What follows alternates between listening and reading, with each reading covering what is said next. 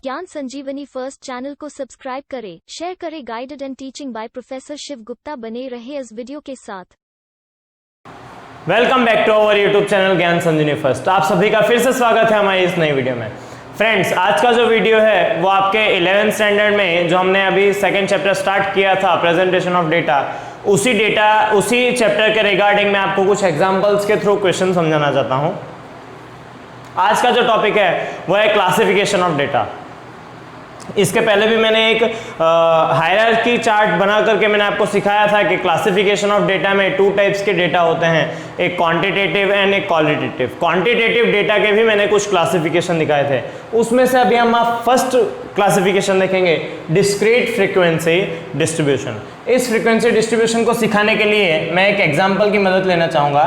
Illustration number first, जो आपकी text book में पेज नंबर 17 पर है। 11th स्टैंडर्ड की जो टेक्सचुअल टेक्स्ट बुक है, उस टेक्स्ट बुक में illustration number first page number 17 पर है। दोस्तों, अभी आपके स्क्रीन पर आपको क्वेश्चन जरूर दिखाई दे रहा होगा।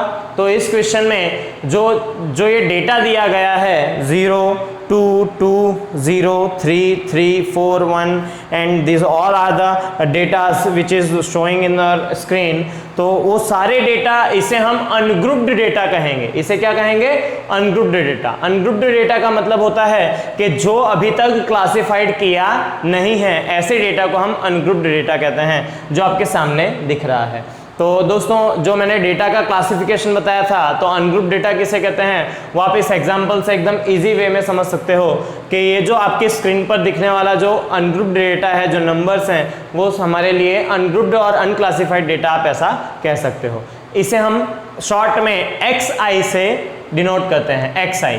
तो इसी तरह से डिस्क्रीट फ्रीक्वेंसी डिस्ट्रीब्यूशन में when only XI and FI is given, FI in the sense the frequency. तो FI मतलब फ्रीक्वेंसी होती है, तो फ्रीक्वेंसी अभी हमें क्रिएट करनी पड़ेगी। डिस्क्रीट फ्रीक्वेंसी डिस्ट्रीब्यूशन मतलब हम फ्रीक्वेंसी क्रिएट करेंगे। वो कैसे क्रिएट करेंगे? फिर से हम एक बार क्वेश्चन की ओर आगे बढ़ते हैं। Illustration number first, in a television manufacturing company 500 television sets are produced during a week. A sample of 50 television sets is drawn and each television set is examined. The number of defects per set is given below. Prepare an appropriate frequency distribution. Appropriate frequency distribution का है दोस्तों, कब decide करेंगे कि हमें discrete बनाना है या कब डिसाइड करेंगे कि हमें कंटिन्यूअस बनाना है? तो सबसे पहले इस क्वेश्चन की शुरुआत करते समय मैं आपको समझाना चाहता हूँ कि इसका सॉल्यूशन कैसे किया जाएगा। We have to find the first of all XH. XH का मतलब होता है the highest value of X.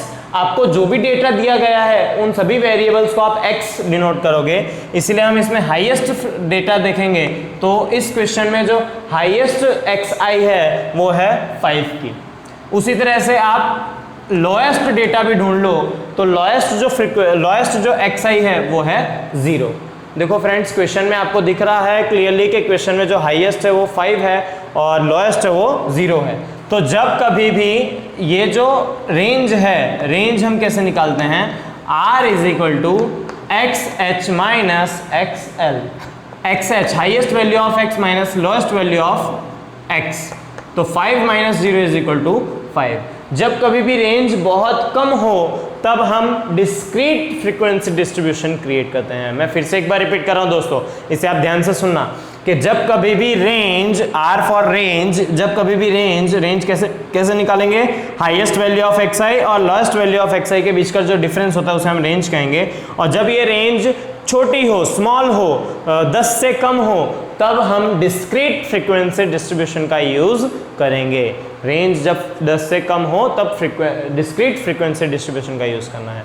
तो दोस्तों, अब इस क्वेश्चन को कैसे करते हैं, इससे पहले वाले क्लासेस में भी मीन्स 7th 8th में भी हमने इस तरह के क्वेश्चंस को सॉल्व किया हुआ है, क्लासिफाइड किया हुआ है। तो जब कभी भी आपके लोएस्ट और हाईएस्ट वैल्यू मिल जाए तो सबसे पहले आप यहाँ पे XI डिसाइड कर लो। अब हम एक टेबल क्रिएट करेंगे जिसमें हमारा हम XI डिसाइड करेंगे। XI के लिए यहाँ पे नेम भी दिया हुआ है। नेम आप कैसे डिसाइड करोगे? आप क्वेश्चन को रीड करके नेम डिसाइड करोगे। a sample of 50 television sets is drawn and each television set is examined, the number of defects, ये xi क्या होगा, the number of defects means जो टेलीविजन आपने सैंपल के लिए लिया उसमें से जो नंबर ऑफ डिफेक्ट्स आए हैं उसे हम xi से डिनोट करेंगे, ये xi उससे डिनोट करेंगे। फ्रेंड्स ये आपको क्वेश्चन में रीड करके ही मालूम चलेगा, इसलिए ध्यान से क्वेश्चन को रीड करना। बार बार मैं एक ही बात कहूंगा कि जब कभी भी आप मैथमेटिक्स या स्टैटिस्टिक्स करते हो तो आपके क्वेश्चन को एक नहीं दो नहीं बल्कि 3-4 बार आप रीड करके पहले क्वेश्चन को समझ लोगे तो आपके लिए क्वेश्चन करना एकदम आसान हो जाएगा। तो ये जो xi है वो xi है हमारा नंबर ऑफ डिफेक्ट्स। अब हम इसे टैली मार्क के नाम से जानेंगे।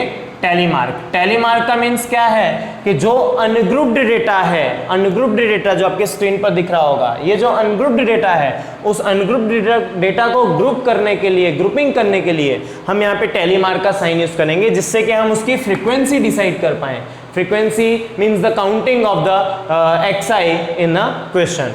तो अब हम यहाँ पे नंबर ऑफ डिफेक्ट्स हमें मालूम चल गया, टैली मार्क के थ्रू हम वहाँ पे काउंटिंग कर लेंगे और फिर लास्ट में उसकी काउंटिंग करके हम निकालेंगे frequency.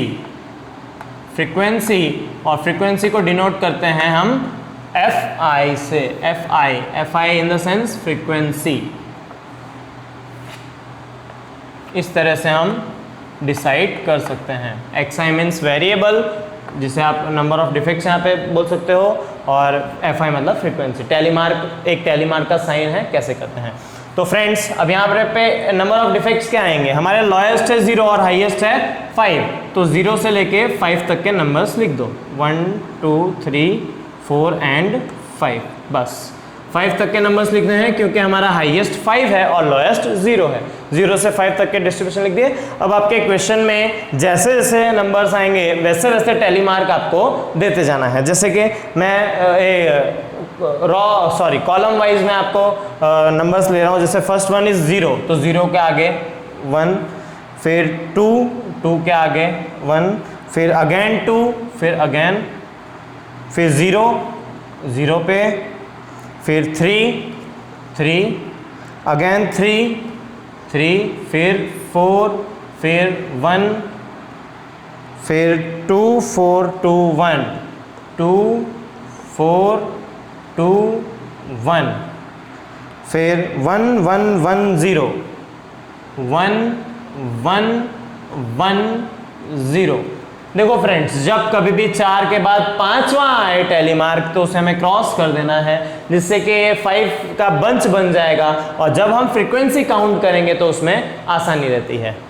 Next 0 0 0 2, 0 0 0 2, then 5 4 0, 5 4 0।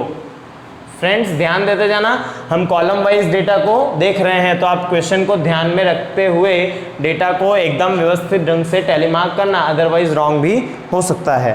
Then 2 5 0, 2 5 and again 0, then 3 2 1, 3 2 1, then 0 1 0, 0 1 0, then 2 0 1, 2 0 1, then 3 3 3, 3 3 and 3, then 0 2 1, 0 2 1, then 0 1 0, 0 1 and again 0, then 1 1 0, 1 1 0, then 0 0 0, 0 0 0।